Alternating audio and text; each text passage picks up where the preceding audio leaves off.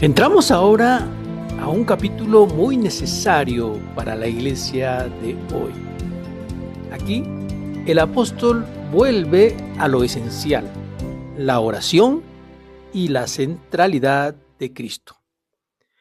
Estamos estudiando Primera de Timoteo, la cual fue escrita por el apóstol Pablo a su discípulo Timoteo.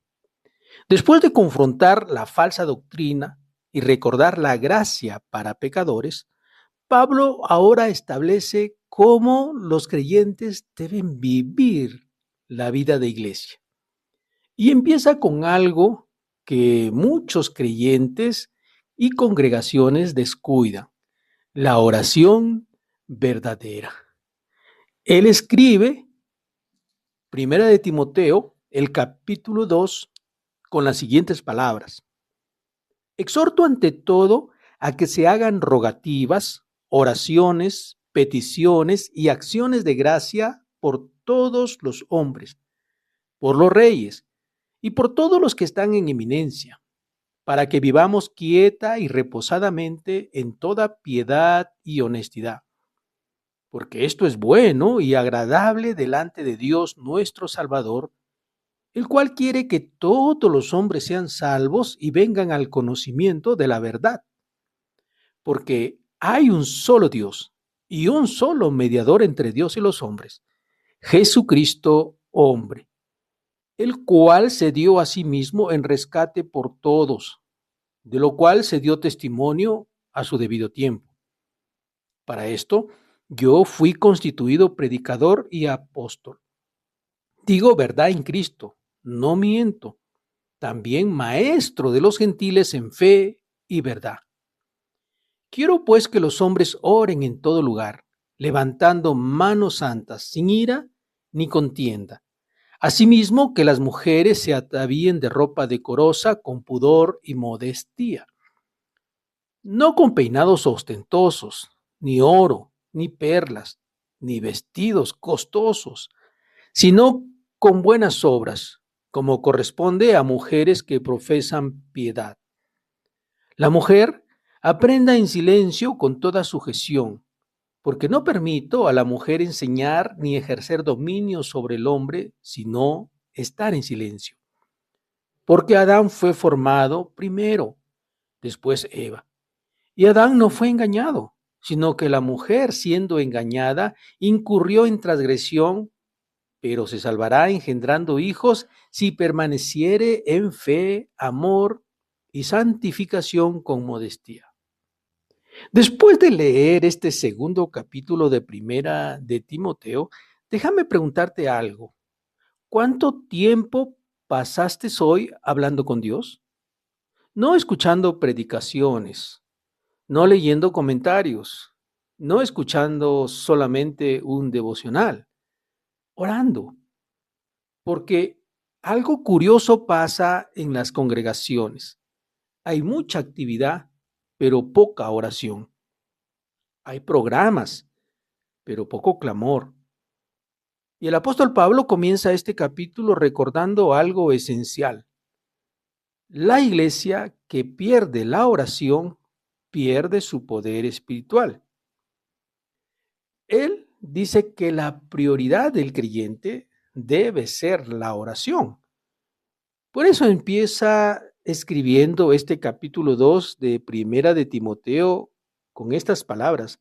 Exhorto ante todo que se hagan rogativas, oraciones, peticiones y acciones de gracias por todos los hombres.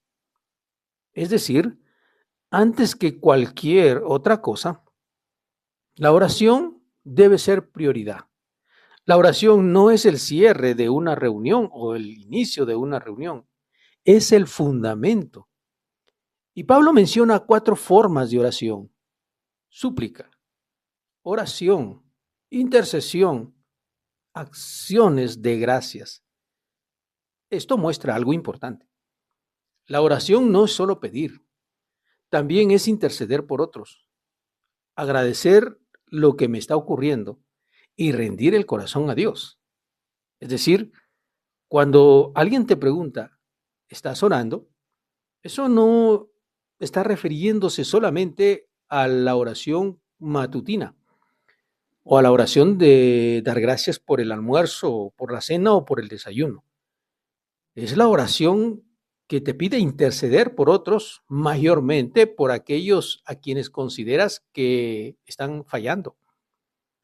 Te está pidiendo que ores e intercedas por aquellos que aún no conocen a Jesucristo como su Señor y Salvador. Te está pidiendo interceder por aquellos que han fallado. La intercesión es mucho más que unas cuantas palabras de oración.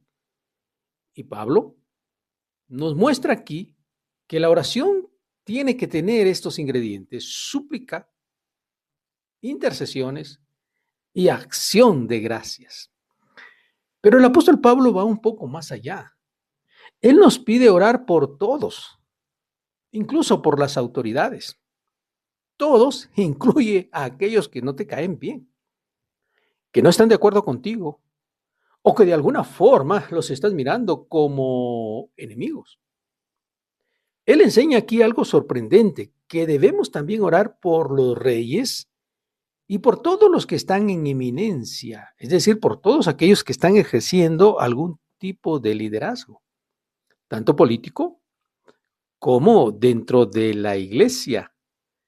Él recuerda algo histórico, y es precisamente que cuando Pablo escribió esto, el emperador romano no era un cristiano, era Nerón, quien más tarde perseguiría brutalmente a los creyentes. Y aún así Pablo dice, oren por ellos.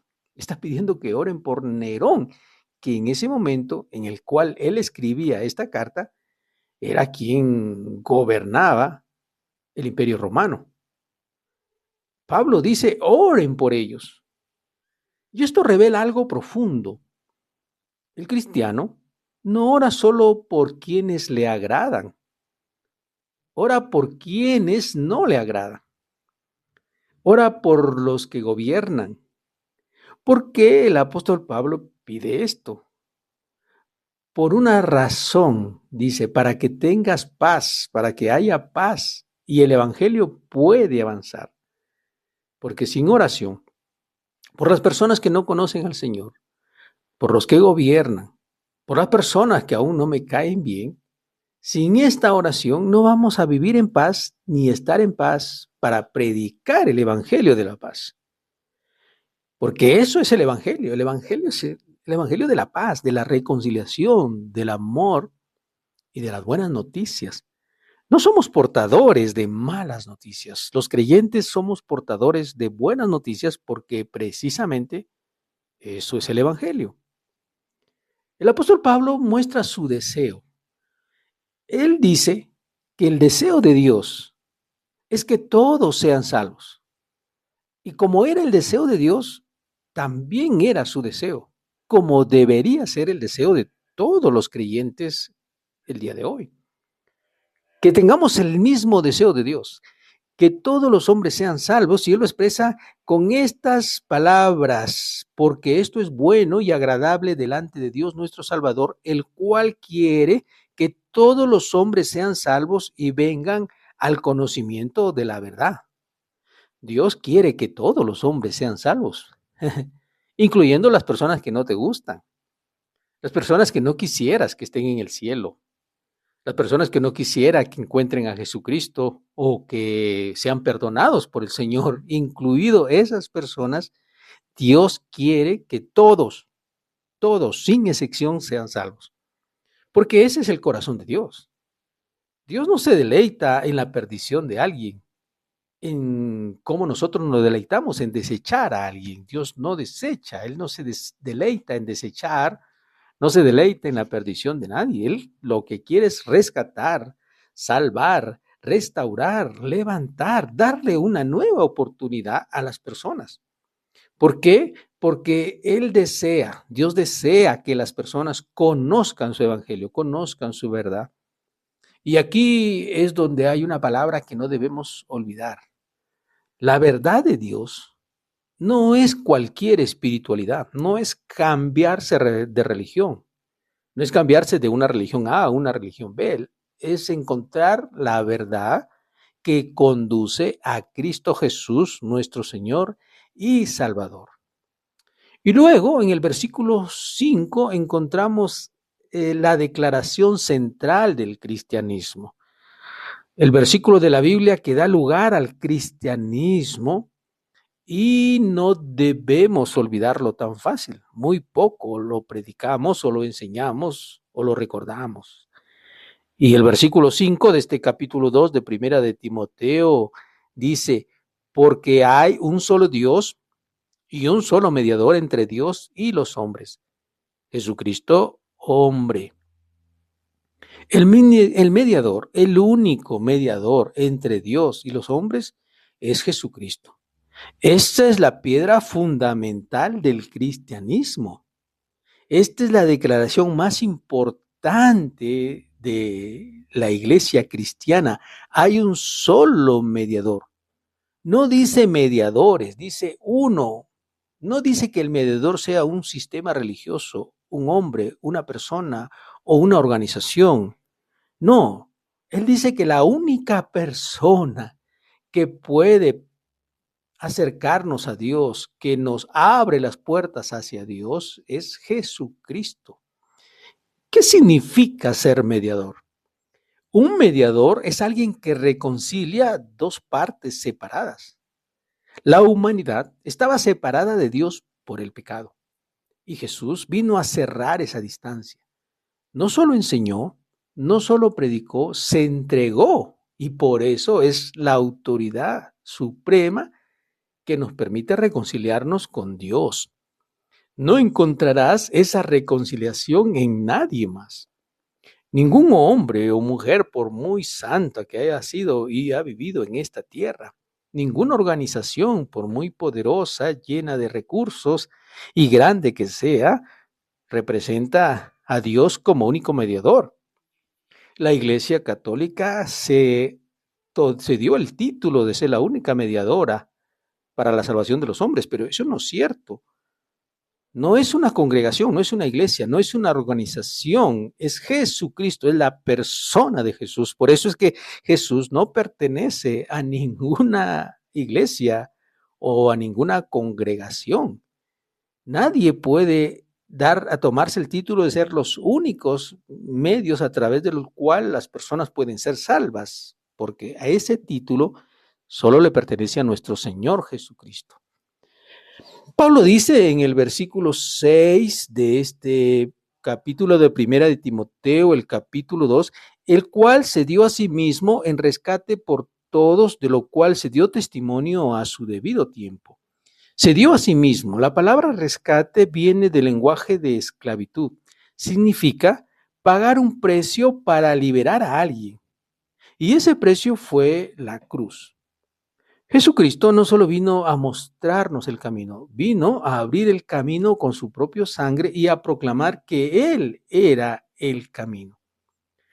Esta obra de nuestro Señor Jesucristo se describe de cómo los hombres hoy deben adorar a Dios y servir a Dios.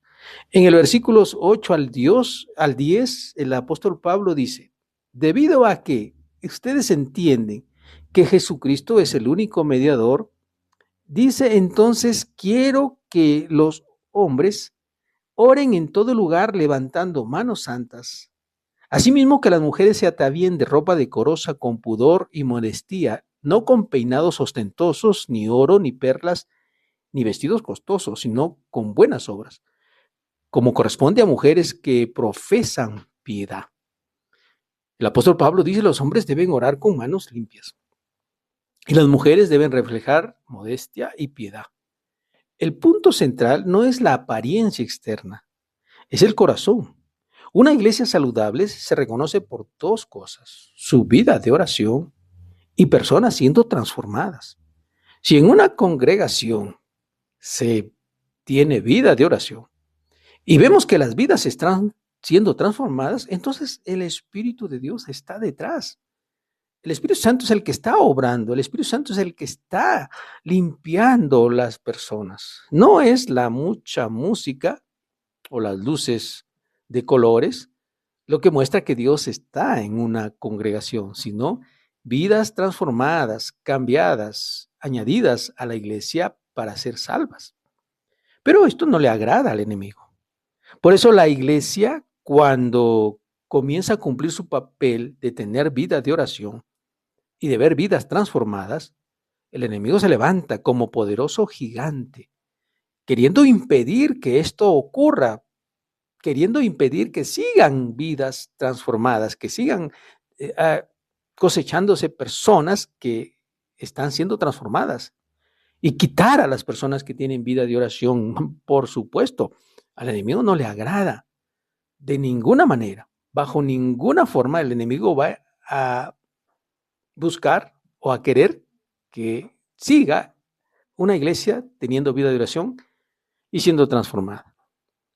Ahora bien, Dios está queriendo que las iglesias dejen rituales, tradiciones, esfuerzos personales por buscar a Dios. Pablo declara en las Escrituras que siendo que hay un solo mediador, no se necesita a otro, que Cristo ya abrió el camino. Entonces la pregunta es simple. Usted, como creyente, ¿está confiando en Cristo? Porque aquí, en primera de Timoteo, el capítulo 2, se nos enseña que la iglesia debe orar, que la iglesia debe permanecer firme, que la iglesia no debe olvidar a Cristo, porque si no se convierte en una religión más.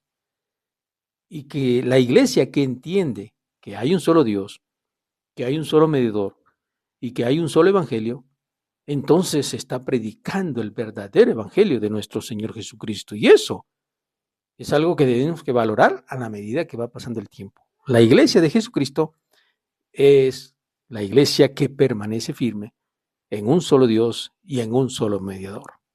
Que Dios les bendiga. Nos vemos en nuestro próximo devocional.